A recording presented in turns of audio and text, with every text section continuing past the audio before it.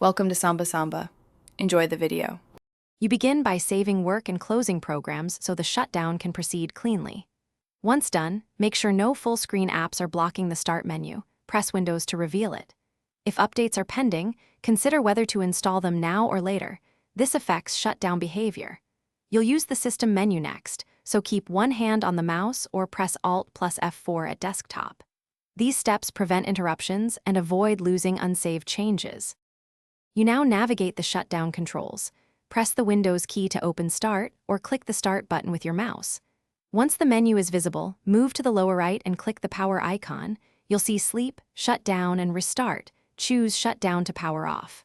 Alternatively, go to your desktop and press Alt plus F4. The shutdown dialog appears and lets you pick Shut Down from the drop-down.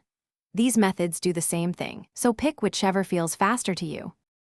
You finish by confirming Shut Down and waiting until the display goes black and fans stop spinning. This means power is off.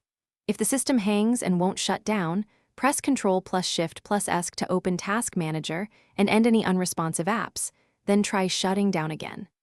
If software methods fail, press and hold the physical power button for about 5 to 10 seconds to force power off. But understand this can risk data corruption. Only use it as a last. Thanks for watching. Consider subscribing if we helped you.